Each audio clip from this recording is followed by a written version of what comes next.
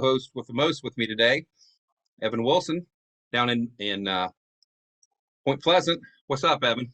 Doing good, JJ. As we were talking earlier, it was a nice fall day feeling today, and it's going to get a little bit warmer next week, but it is time for college football this weekend, and we're all ready for beating Penn State tomorrow night, hopefully. Oh, I don't know about that. We'll see. I said hopefully. Yeah. Yeah, it was kind of almost a fake fall here, wasn't it? Yep. Or a glimpse of the future. We're going to be talking about canning and preserving today, and I wanted to welcome our special guest. We have Lisa Bell, and she works for WVU down in Wayne County, and Hannah Fincham is in Randolph. Is that correct? Yep. Okay. We want to welcome them to the program. Lisa, how are you doing this morning? I'm doing great, JJ. Thanks for the invitation today. Hey, no problem. We're glad to have you on. And Hannah, what's up over in Randolph County? Well, lots of things. Our county fair just ended, so it's always a good week after the fair week. So you're recovering. Yeah. Yeah, I know how you feel. It's good experience, but it wears you out. So you're ready for a break. But we're kind of, how should I say, not peak season, but we've got a lot of, I know that people's got plenty of tomatoes coming on and sweet corn and green beans. All pretty soon we're going to go into apple season. We probably still have some peaches producing. I'll start with Lisa with this question. Why do people preserve and can at home, and what are some of the advantages of that? Why do we do it? Well, if you're like me, we have way too many tomatoes to possibly eat at one time. So we preserve a lot of ours from the garden so that we can have it throughout the year. Preserving is a good way to hold on to those in a safe manner, definitely to sustain throughout the winter season. Hannah, would you have anything to add to that? I think that that's an excellent idea that we keep things so that we can have them throughout the winter, because we definitely have too much right now. That's how my tomatoes are right now. There's way too many of them. So, but also we can to give gifts to others. And if you're like me, I don't want to accept a canned good gift unless I know you did it correctly, but you can always put a tag on there. You can give gifts to others. A lot of people do it because they want to know what's in their food. So I hear a lot of folks that say, well, I want to can my own things because maybe they have an allergy to a preservative or something like that, and they want to know what is in their product. And we can do that when we can in our own home. And Hannah, I'm going to follow up with a couple questions here. What is your favorite thing to can or preserve? Everything.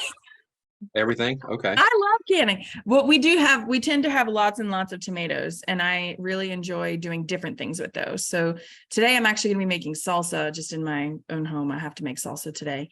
And because we eat a lot of tacos, so we eat a lot of salsa. And we also make our own pizzas at home. So I make pizza sauce with the tomatoes. I make tomato sauce with the tomatoes. I make spaghetti sauce. I mean, we can do all kinds of things just with one product. So that's kind of what I love about canning, is we can turn it into several different things. Okay.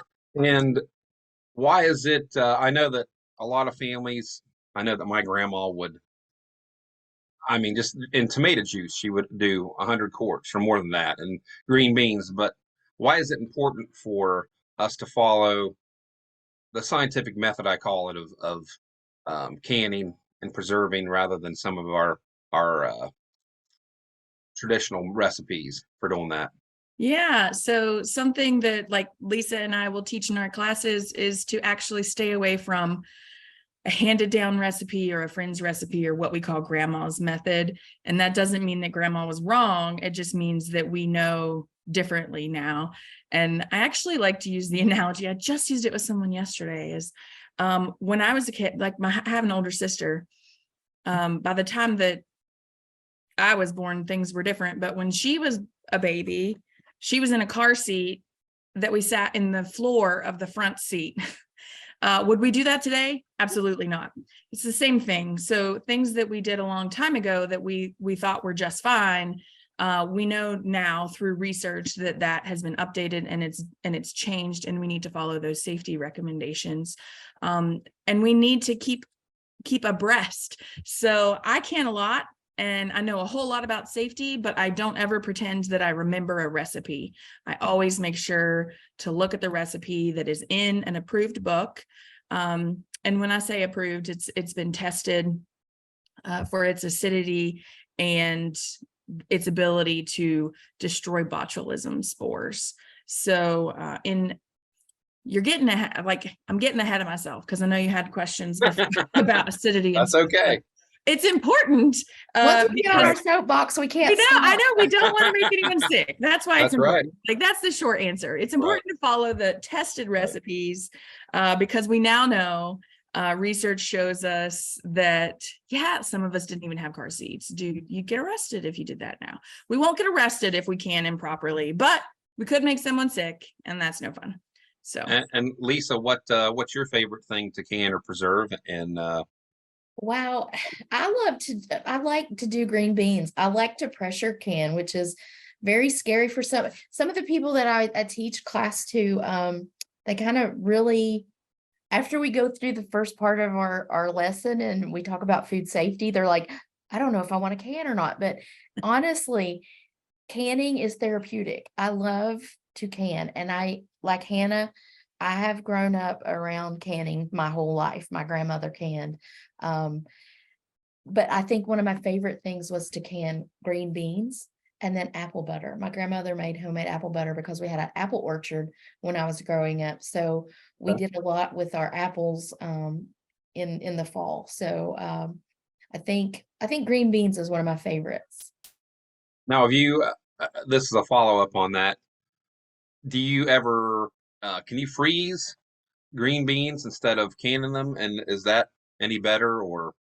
You can. I mean, it's one or the other. I mean, preserving food. I don't freeze a whole lot, mostly because of space, and our power goes out quite a bit. So preserving our food in the pressure canning world, or water bath canning, kind of helps us have something to eat when our power's out. So, I mean, it's there, it's ready. Freezers take a little bit more energy and juice to keep the lights on. So we don't freeze a whole lot, but my dad freezes a lot. He has like 4 freezers, which is insane, but he literally will freeze everything, and then he'll also can too. So he's got both, best of both worlds there. So make sure you blanch. That's something I think we talk about later on in today's discussion. So Yeah, my favorite was corn to freeze instead of canning it. Just boil it on the stove and then for a little bit, blanching, and then I've got one of those the electric. Remember the old electric bread knife? I've got one of those, and that's how I make quick work of those ears of corn, and then just put them in Ziploc bags. But it does take up a lot of space in the freezer. Hey JJ, it's Brandy. I joined Brandy. a little bit. I joined a little bit late. I had a meeting that ran over. Sorry. Hey Lisa, I just heard you say something about the apple butter, and I know this a lot of groups and families like to make apple butter in a copper kettle and stirring it for hours and hours. But the food safety recommends. Do they recommend that you still put it in a hot water bath and yes. And can it? So no open canning method where they turn the jars upside down, which we've seen with a lot of groups in the past. And a dishwasher don't work either. I've had That's right. tell me this. So yeah, we definitely want to do our water bath and follow the recipe, no matter what. I mean, my grandmother, even though she had canned from the time she was born, I mean, literally, she was born in 1910. So, I mean, she's been gone about 20 years, but yes, she followed the recipes even then. it's very imperative that we definitely, even though you think you know, I always follow the recipe to the T. My book's worn out because I use it every time. So It Right. never Which- hurts to have that recipe on hand. Then you know you're doing things correctly and safely. exactly. And then, yeah, which book do you use, Lisa? Is it an extension book or is it the ball canning book or? I use So Easy to Preserve from the University of Georgia. The ball canning book is something that I also have. That came with my canner actually. So it's one of those package deals that I got with that. So yeah, Hannah's got it up there. It's I call it the Bible of everything preservation. So it's not only for canning, it's freezing, yeah, dehydrating. What's the all of one it. from the University of Georgia called? So Easy to Preserve. So Easy to Preserve. Can you put that up on our page, Evan? Appreciate And I that. believe they're in the middle of a revision too, so there'll be a new one, a new updated, which is kind of research based and what what Hannah was mentioning a while ago, the tried and true recipes. That's what they are dedicated to do there. So like the car seat, I said the same thing to a couple people the other day. It's so funny because Yeah. we didn't have car seats. We were laying in the back of the window of the car, and because I'm older than Hannah too, so yeah, we didn't even have car seats back then. We had seat belts, but they were probably under the seat. So yeah, definitely follow the recipe. Yeah. Hannah, I want to go back to you. Let's talk tomatoes. I know I love tomato juice, but I know that people do all variations, salsa, pizza sauce, whole tomatoes, you name it. Why is acidity so important, even when we're talking about tomatoes for canning? So I've been with Extension for 14 years and I've taught several classes every year. And I always ask, what do you think an acid food would be? And for the first time in 14 years, someone gave me an answer other than tomatoes. So only once in 14 years has someone said other than tomatoes, because we think of tomatoes as being very acidic.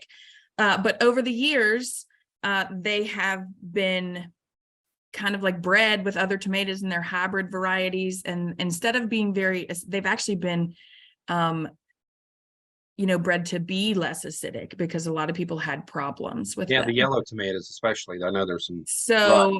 So tomatoes, there's so many different varieties of tomatoes. Some of them are equal to or less than 4.6 acidity on the pH scale, but some of them aren't. So tomatoes actually range between 4.5 and 4.7 on the pH scale.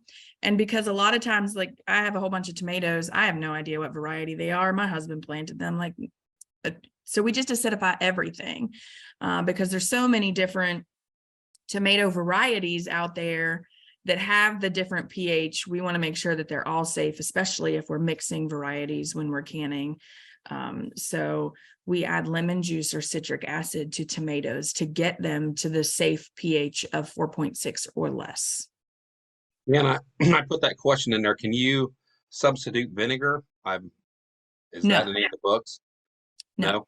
It's lemon juice or citric acid. So a lot of folks say, oh, I don't want to put lemon juice in it because I don't want my tomatoes to taste like lemon. I put lemon juice in mine because I can't taste a difference at all. Some people say they can, like if they're highly sensitive to citrus, maybe they can, or maybe it's in their head. I'm not really sure. So you can use citric acid instead, which is actually just like crushed up vitamin C.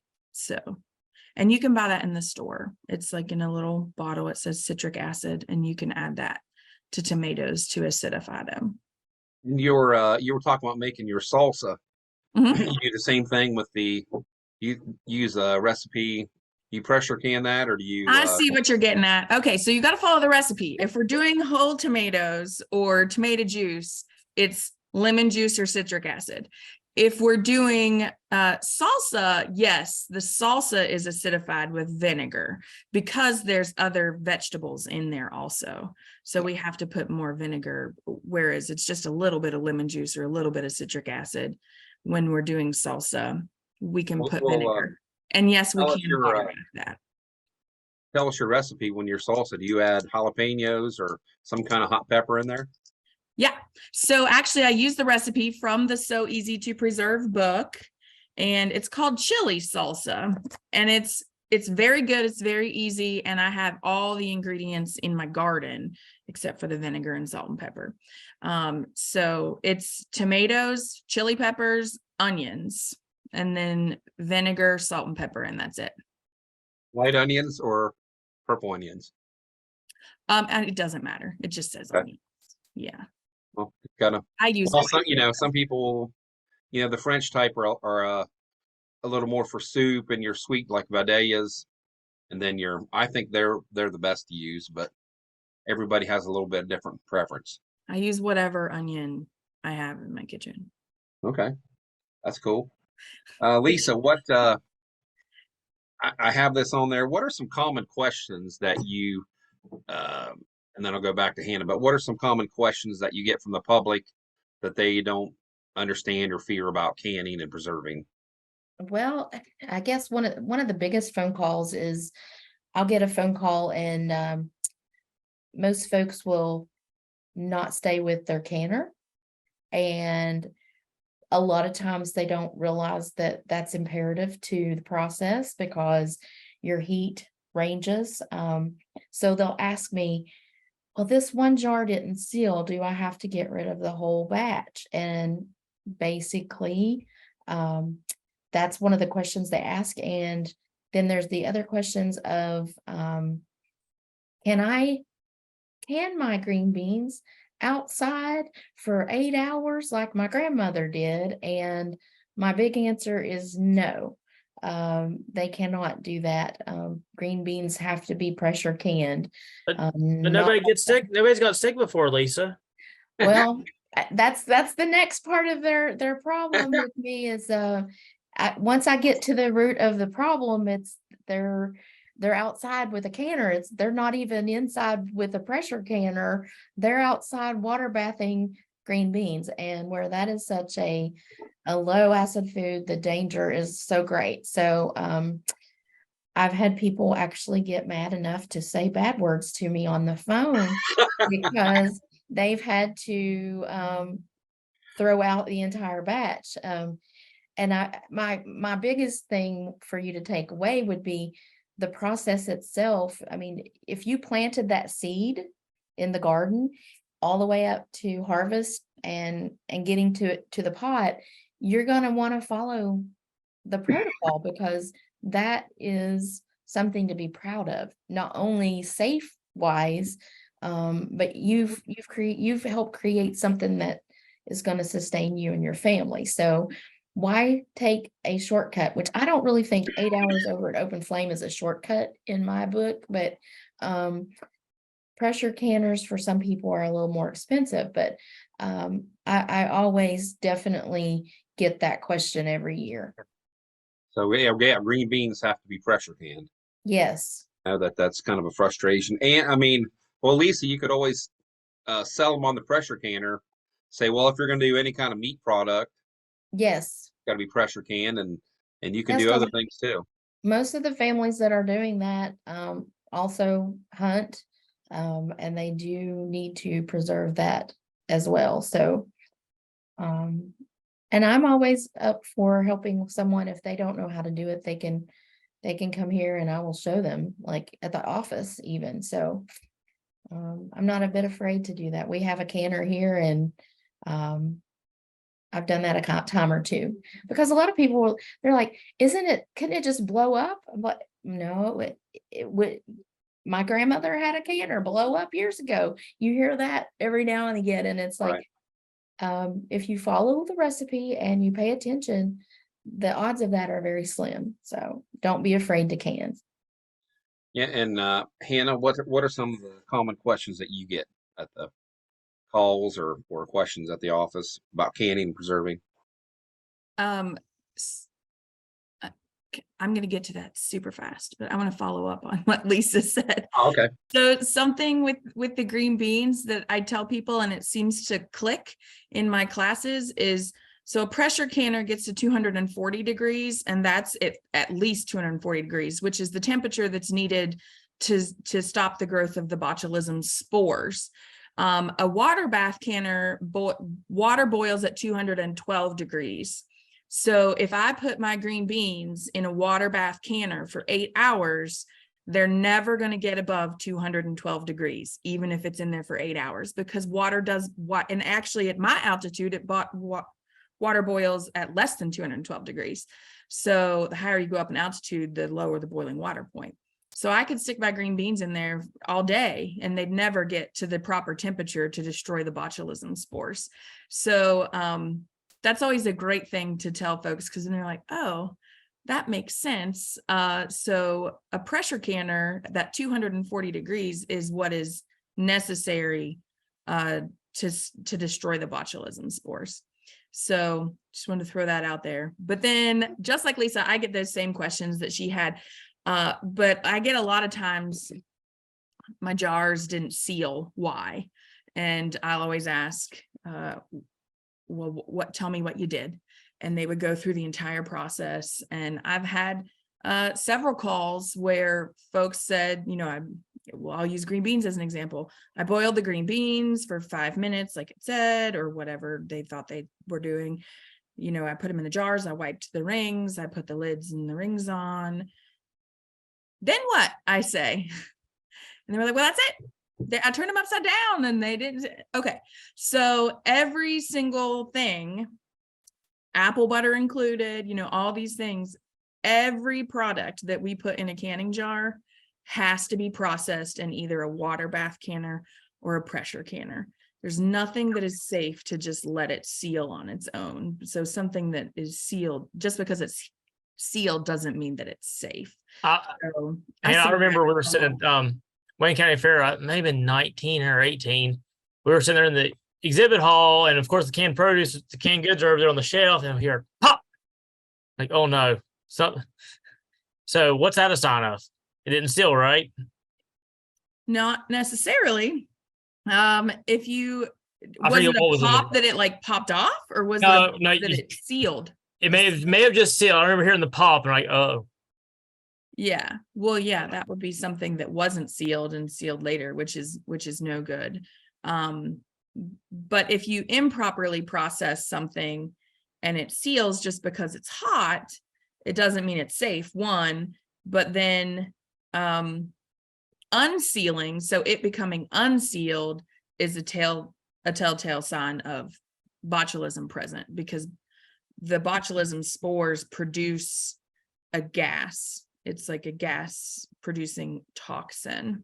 So the gas that is produced by the botulism spores will make the lid unseal. So if you ever go to your pantry and you find something that's unsealed, that's why.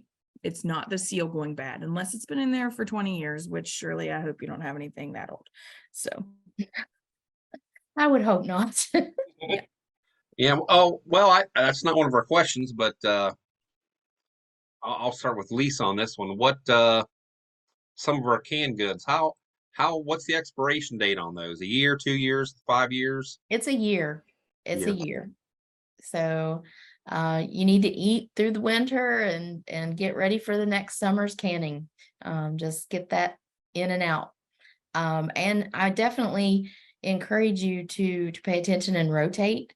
Like our salsa that we made last summer, I had a jar of it. I found it in the back. My husband had buried it with this year's salsa. So I was like, oh gosh, we've got to eat this now. So, it just is a good practice to get that in and out within the year. Yeah, I like Hannah's solution for that. The taco. Oh, it's got to have tacos tonight. yeah, Eat that salsa up. Hannah, what so we have to put some kind of label on those so we know the date that it was canned. Yes, I always put what it is and the year. So most people are not canning tomatoes in December. So you're gonna know if 23 is on there, that it was the summer of 23. But if you're not sure, put the month and the date. Okay. So Lisa, I'm gonna say put the month, the date, and the year on And the year. every single one. thing. And there's a reason actually that we would want to do that. And actually I'm opening like I have all kinds of canning stuff just sitting around my kitchen because I've been using it this week. Did you make labels? I like to make labels. but- No, I don't go that far. I don't make labels. But are you kidding?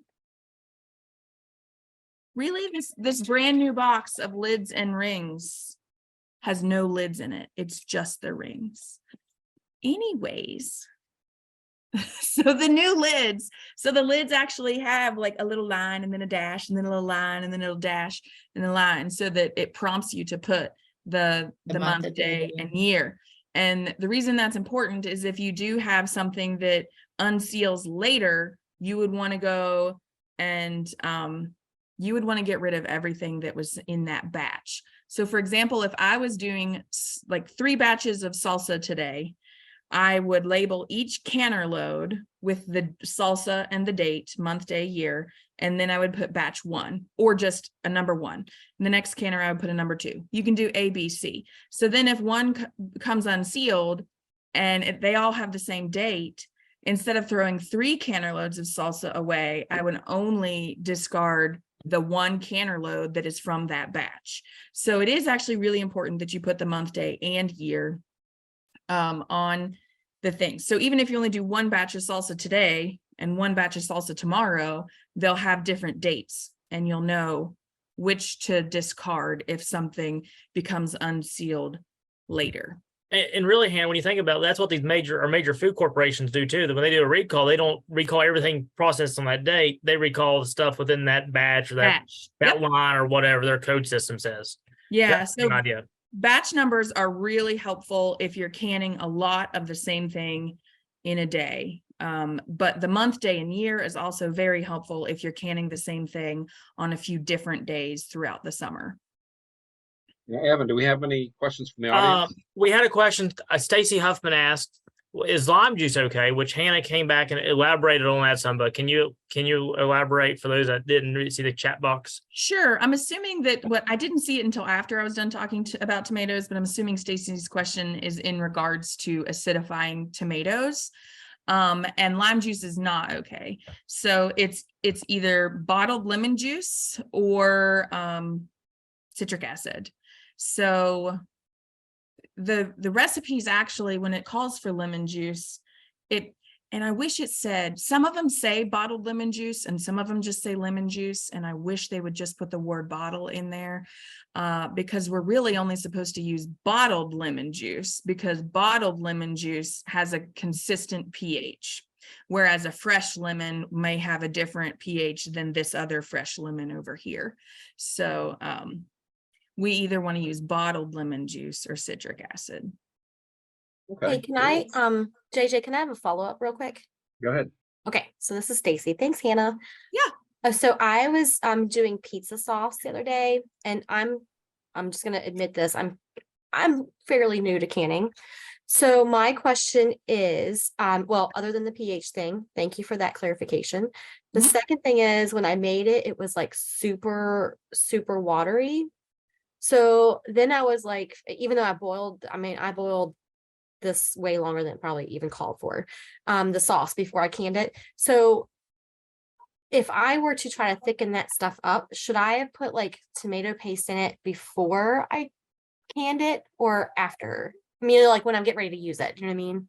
So my first question is, did you follow a recipe from either So Easy to Preserve or Ball or the USDA? It was Ball. Okay. think. I'm like looking at, hold on, I have all my books here. I'll see Yeah. if I And can. it called for lemon juice. Okay. To make sure, because I wasn't using all Roma tomatoes. I was using some other tomato varieties that aren't as acidic. So, but the question about the lime juice is I had seen it in other places. So I just kind of wanted to ask about that. And I mean, then, if it's in a recipe, then yes, it's okay. If it's in a Ball recipe or So Easy to Preserve, then that's fine. right, I've seen them in non-official places, like just kind of regular recipes. So Yeah, but I think the Ball one you called for can't lemon. substitute. Oh, I don't like lemon juice, so I'm going to use lime juice. You can't do that. Okay. Yeah. So if I were to add tomato paste, let's say like I made the pizza sauce and it was like pretty watery, like not pizza sauce So if consistency. you're going to add anything to something that is a tested recipe, it has to be done after you open the product. Okay, But perfect. you can't add something to a recipe prior to canning it, because then we don't really changed it know all. if it's Yeah. safe or not, Gotcha. because you've added something different. So if it's too thin for your liking, you can always add the tomato paste after you open it. That's good that's with news, because that's everything. what I did. I was like, well, we'll just can this pizza juice and Yeah. maybe I'll use it later for something. So thank you. Yeah. So Hannah and Lisa, I've got a question. It's not really on the produce side. It's more on the animal side. I saw in a local Facebook sale group yesterday, the day before, they were selling a jar of water glass eggs or lime washed eggs. It was $60 for a nice full jar of eggs. Well, is that safe to use, safe to do? Where are we on those right now? Because that's really became a popular Facebook recipe in the last couple of years. It has become a popular thing, and Extension stance is it is not tested, it's not research based, so we're not going to recommend that you do that.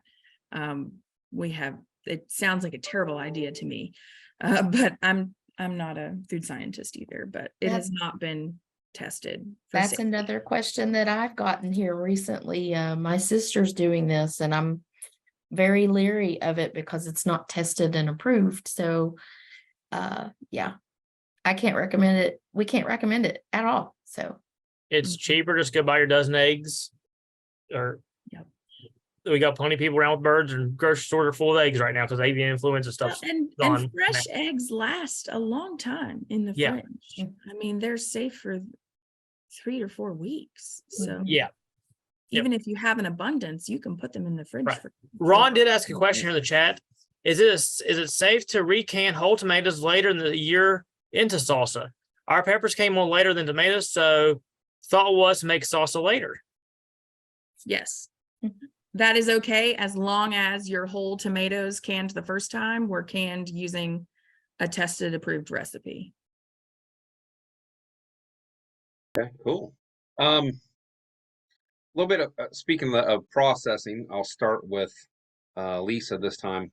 Why are our processing times so important? And maybe you can add in there about the depending on where you're at and altitude and all that with canning.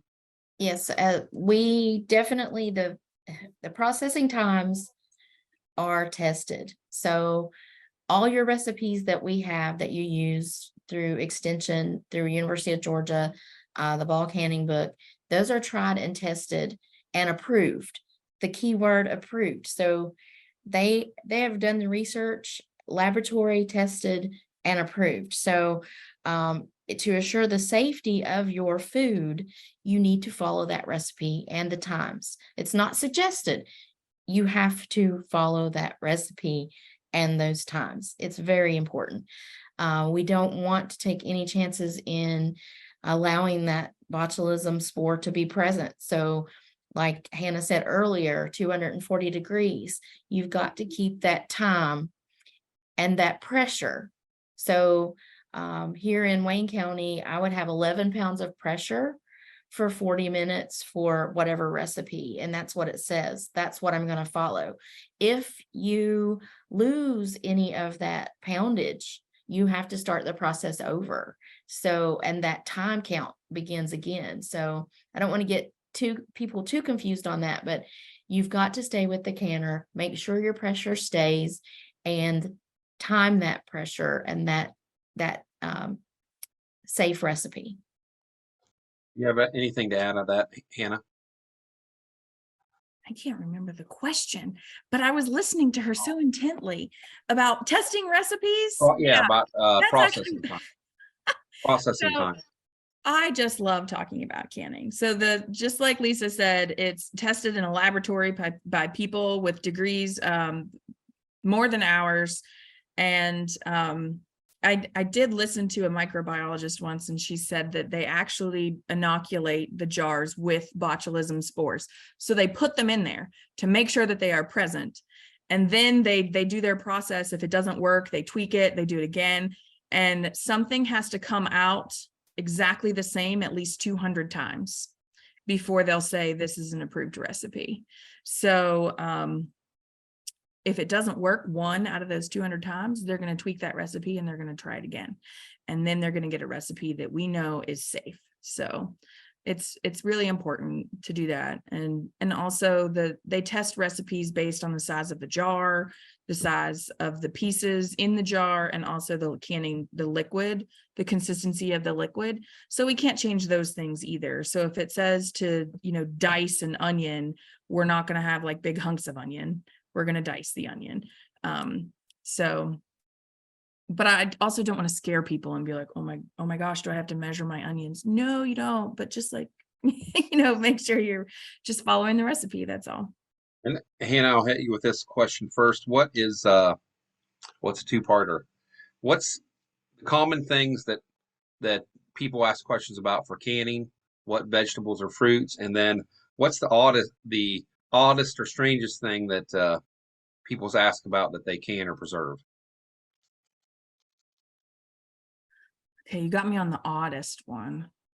I didn't even hear the first part of the I got question. one. I'm talking about oddest What? now. Me and Lisa were at a fair. I was judging produce and stuff, and she's judging something else. It was cucumber jelly or jam. Cucumber jam. Oh, That. That was unique.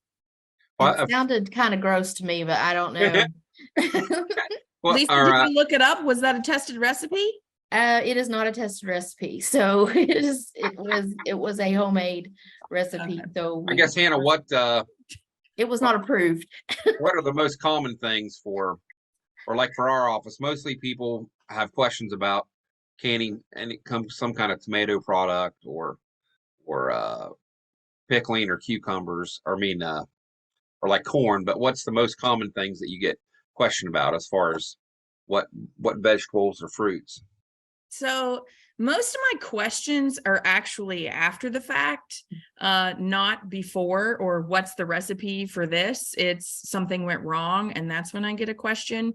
But something that people can a lot of, and I have to tell them and they don't like it, that it's not an approved recipe, is peppers and tomato sauce. Like those Oliverios peppers, the hot peppers and tomato sauce, that is not a tested recipe. And they say, well, Oliverios does it. How can they do it? And that's something I want to make sure to mention here too, is that the recipes that we follow are tested for home canning. So that's based on what our little stove and our pressure canner can do. We are not a commercial processor where they have retort systems and things that can go to a really high temperature really fast. We don't have those things. So to say, well, we can get it on the shelf, why can't we do it at home? It's not comparing apples to apples. They have different abilities than we have. So unfortunately, peppers and tomato sauce is not a tested recipe. You should not make it at They home. purchase the Olivera's Yeah, go buy it. product, and then they're thinking, man, I want to make that too. Yeah. Well, it's a very popular recipe in my area, and I feel like all over West Virginia. But it's a very regional product, so it hasn't been tested on a national level. And then And you also throw- never can hot dogs. Just don't do it. well, that's what I was gonna say. A lot of the people around here throw in the hot dogs with that tomato and peppers, and I've had people get upset with me and tell them that that's not a safe recipe. And so On the meat side, I don't know if we've talked much about canning meat. Beef, chicken, pork, deer, turkey. Perfectly fine, as long as you're following a recipe. And the meat recipes in general go by, so it's going to be pork, beef, venison, all the things, and if it's chunked versus, there's going to be a tested recipe for chunked meat and a tested recipe for ground meat and a tested recipe for like shredded meat. I don't know. I actually don't can shredded meat, so I don't even know if that's a thing. But It all has that's to how all the meat has to be pressure canned. Is that correct? yes, that's correct. 100%. Yeah, meat is it's not the lowest, but it is one of the lowest pHs of a food that we eat. Really? So, and well, when I say lowest, it's actually the pH scale is backwards if you think about it. Yes. So it's 1 to 14, but our foods range from 3 to 7. So What's the it's pH on the meat? it's very high. It's around 5 or 5.5, but don't quote me on that. It's somewhere around 5. So just make sure you pressure can it at the the correct recipe. time, and there's a different Yeah. recipe for chunked versus other. Yeah, and Lisa alluded to it a little bit in one of the answers to her questions, but you have to know your altitude also. I had a person call me yesterday that was asking about something, and I said, what's your altitude? And she said, I don't know. It's really important to know the altitude of where you are canning. So not where you live, but like where you're actually canning. And if that is where you live, then that's great. Because the processing time can be a little bit different based on your altitude. So most recipes in the books, pretty much all the recipes in the books, are based on 1,000 feet or below. There's a lot of West Virginia that is not below 1,000 feet. So we have to make altitude adjustments, which are in the recipes, they're in the books. We just have to pay attention, but it's really important to know our altitude. Lower altitude is more or less time. More It's less pressure, time. more Less time. pressure. More So pressure. how do we find out what altitude we're at? Because No. like right now I'm in Middle Point Pleasant, so I'm along the river. I go out to my parents' house, they're up on top of a mountain. So it's super handy. And actually, I just learned this in one of the canning classes I did a few weeks ago, because one of the participants was like, oh, well, you have a compass on your Apple Watch. And I was like, I have what? And so you can actually, if you have an iPhone, if you have an Apple Watch, like any compass app, you can look on your phone and it'll tell you exactly what altitude you are within 60 feet. It really You can does. also Google it. So you can say, what is the altitude of this address?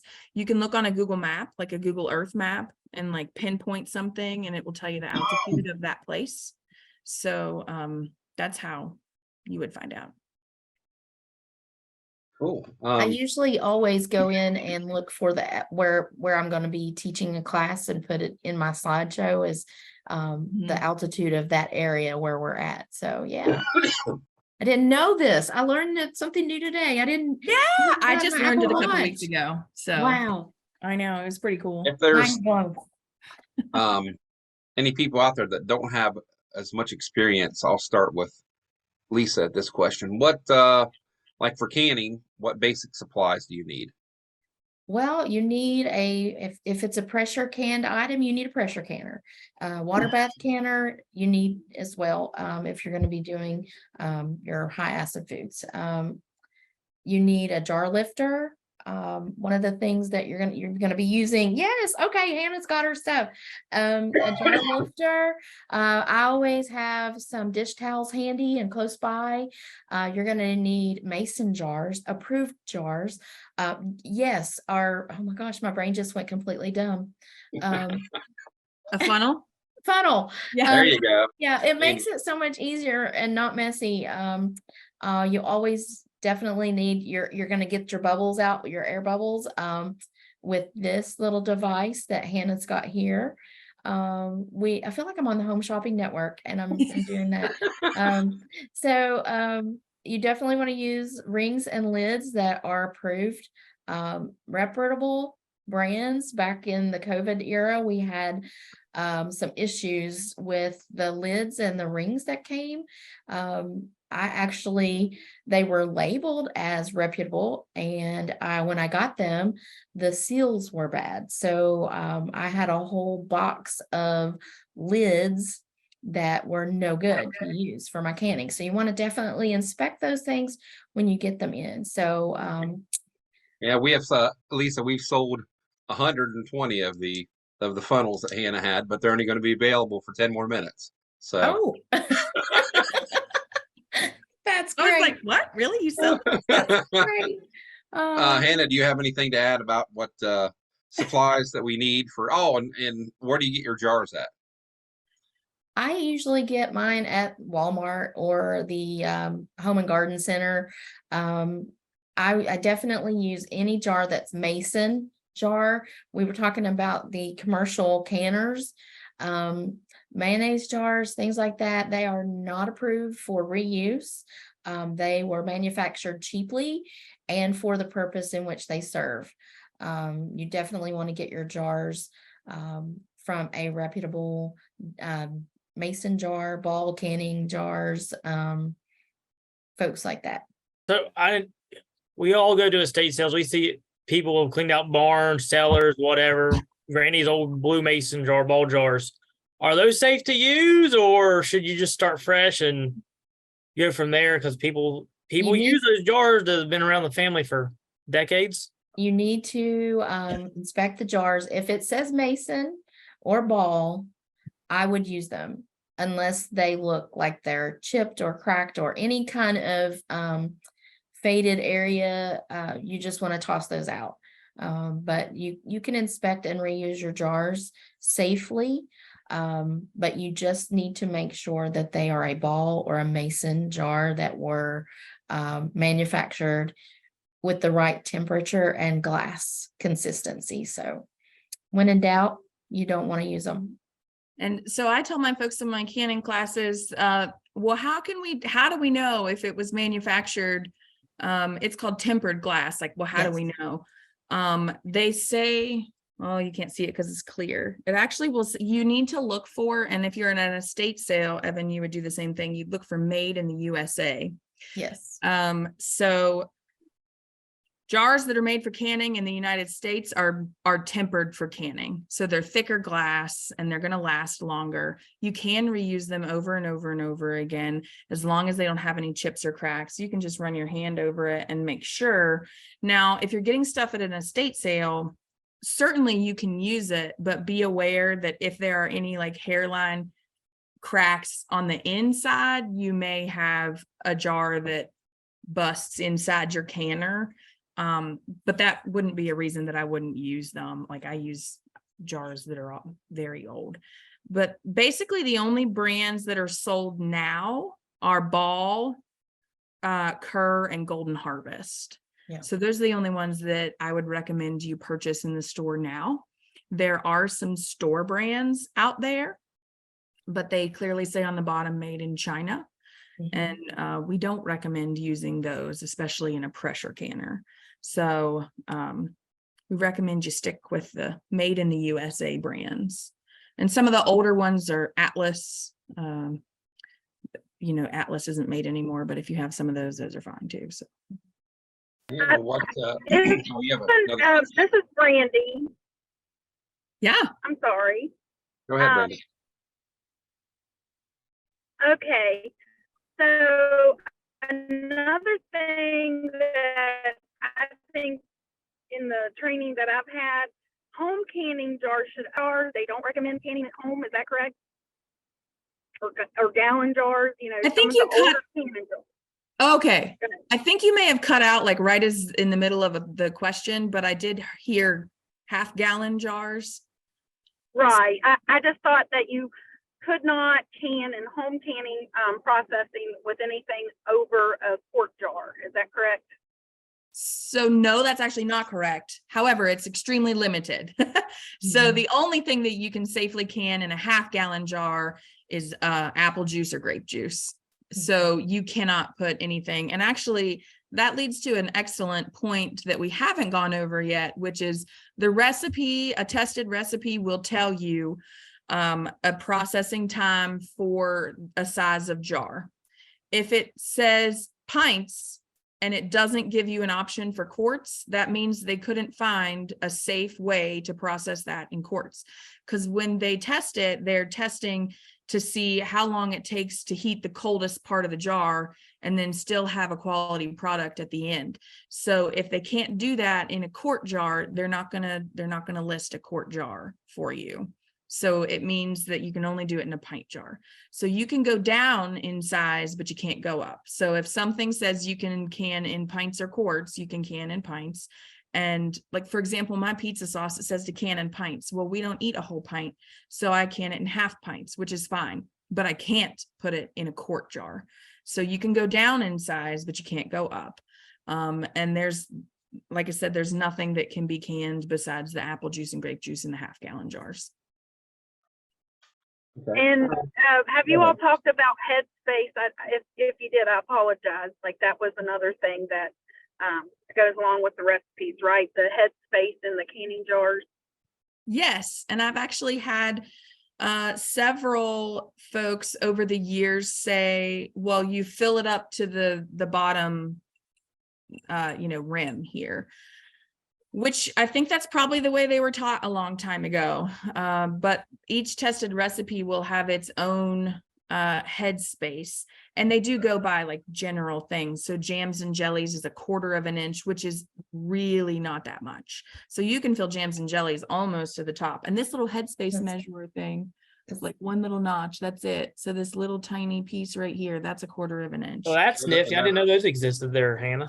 Yeah, so this is the bubble remover. So you use it to remove bubbles here, but then you can turn it over and it's a headspace measure. So here's 1/4 of an inch, 1/2 an inch, Cool. 3/4. Another gadget. Yeah. And they usually come in the little kits. So They you do, can, but you can they're buy them great. separately they used to be 97 cents. They might be like $1.50 now, but Yeah. yeah. So jams and jellies are 1/4 of an inch. Most acidic products are 1/2 an inch. And then our vegetables are going to be 1 inch, and meat can even go up to 1 1/4 inch. So it's different for most. It's different for all the products. So you just have to read. And I did see a recipe for canned coleslaw, where I saw somebody was making canned coleslaw. Like That you was my- saw a tested recipe, or you saw where someone I was- saw that this morning on my way up. I stopped to get gas or something. Like, oh, that's an interesting conversation for today on here. Never heard of that actually. Yeah, it's Cole. Well, it's Cole, COLE, and it's Yeah, Cole, coleslaw. right? Yeah. I'm just not sure how well that would set, because coleslaw is generally cold, Well, so there's but it may not be a proven recipe either. there's no tested recipe for cabbage, like except sauerkraut, which is fermented, Mhm. because cabbage is a low acid product.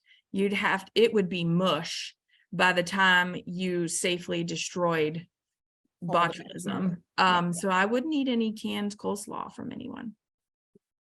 Yeah. We haven't go to Lisa first. Tell us a little bit about pickling. I know that a lot of people Mhm. have, everything you think of: pickled asparagus, pickled beets. Okra. Harris, tell us a little bit about So for pickle, that. pickling consists of a brine. So you're going to, it's usually a salty water brine with a water bath follow-up canning process. That is the safest way to do it. So we love pickles in our house. Cucumbers went really well this summer.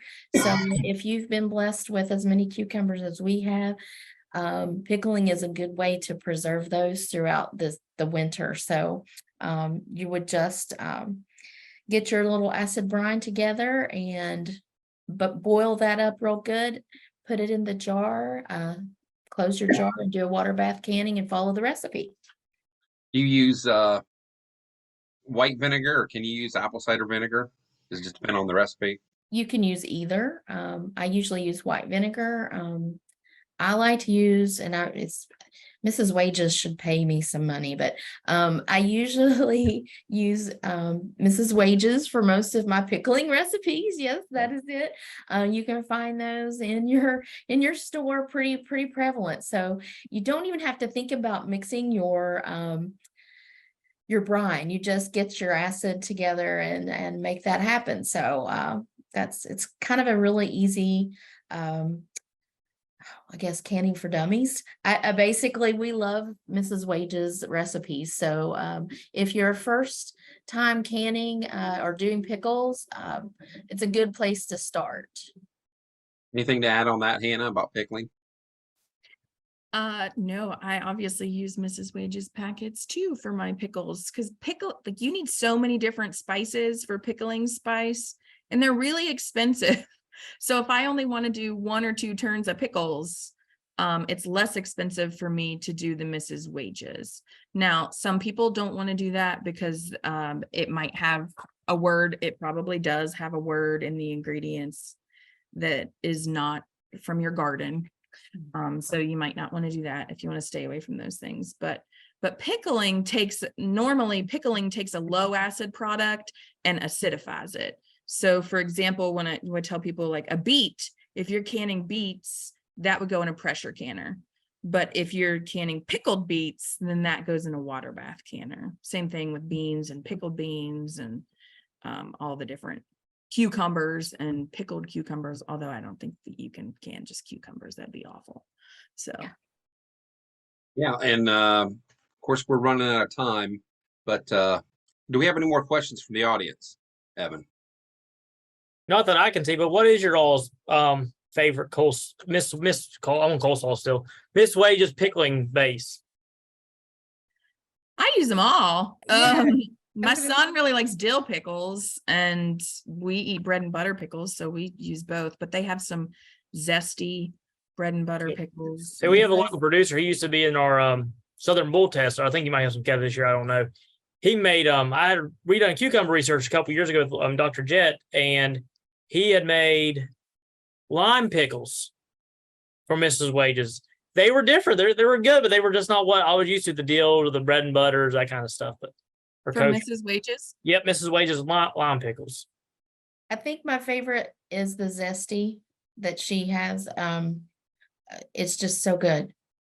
But my favorite Mrs. Wages is her salsa mix recipe. I love her salsa mix too. So Now, Hannah, what are some? Oh, go ahead. Somebody's got a question. I'm sorry, this is Brandy. I don't know if you covered this, but what if I spill some of the contents onto my jar opening? What should I do on the top of the jar? Well, whether you spill something or not, you always want to wipe the rim. After you remove air bubbles, you wipe the rim and before you put your lid and ring on. So even if you think you're like super clean, always wipe it off. And is there any special cloth I have to use to do that, or is a dishcloth fine? Yeah, just a lint-free damp cloth. It can be a paper towel, it can be a dishcloth. Yeah, and Hannah, what are some of the? I know that Evan's going to put that up about the the book from the University of Georgia. It's in there. And the ball canning. But what resources does WVU Extension have that our audience can look up for canning recipes and procedures and advice? Yeah, there's actually a link to some, I don't know if Evan, you have that and can put that in the chat, but on WVU Extension's website, we have several handouts that include lots of recipes. So there's frequently asked questions. There's the actual canning process. So if you are brand new to canning, start with that one, the canning process, because that's the why. Why do we have a pressure canner and a water bath canner? Why do some things go in a pressure canner? Why do some things go in the other? So the canning process, frequently asked questions, there's fruits, vegetables, all those are free on our website. And they do have the most popular recipes. So those are great places to start. But if you want to expand and maybe do like peach salsa, that's not going to be in our free resources. You would need to either get a So Easy to Preserve book or a ball guide to preserving. Like this is, and something I just want to touch on super quick is you want to get, Lisa had mentioned that So Easy to Preserve is actually in the middle of updating their book. You want to get the most recent copy. So if you have a book prior to 2006, you want to get a new one. And actually I have a Ball Blue book from 2009 and I got a new one when a new one came out in 2014, because they actually do change. So the So Easy to Preserve book, the 5th edition, had tested recipes in it, and when they came out with the 6th edition, they actually took 2 recipes out because they said, well, you know what, we tested that some more. And so make sure you have a really up-to-date canning book. We don't want to be using old canning books. So the Ball Blue book is a good one, the So Easy to Preserve. And then the USDA has a complete guide to home canning. Those are the 3 resources that we really endorse in the Extension service. not the internet, not your friend, not Pinterest. Yeah. A lot of, Not Pinterest. a lot of these homesteading sites will have recipes that are not tested, and I've had a lot of people calling me on those this year. So just because you see it on YouTube or one of those social media outlets doesn't mean that it's safe. Right. Now, Lisa, I want to start with you. My dad always said there's two types of music, country and Western. So I need to know your favorite country music artist, and then if you have a favorite country song. Oh gosh, I thought about this yesterday because I knew you were going to ask it, and I completely forgot about it this morning. I guess my all-time favorite would be Garth Brooks. Oh, I got to meet him back in the 90s, and Where at, Lisa? at the West Virginia State Fair. There you go. It was right before the day before he came to Huntington to do the show at Camden Park. wow.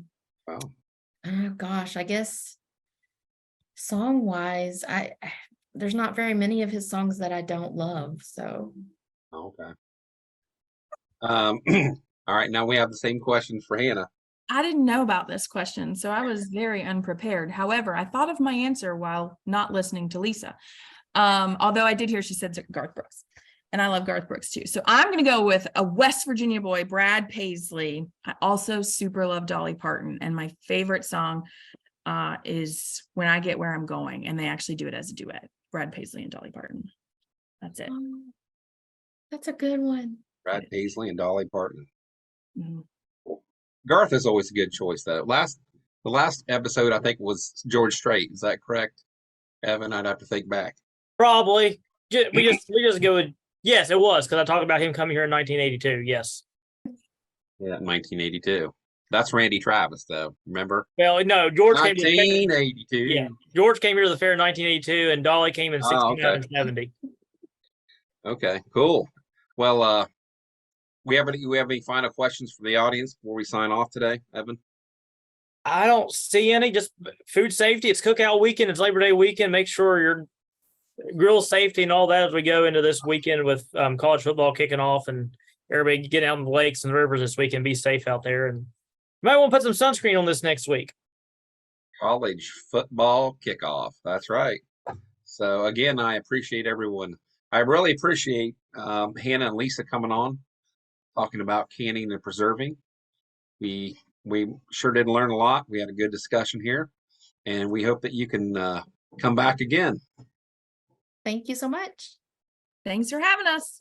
Hey, no problem. And enjoy the Labor Day weekend, and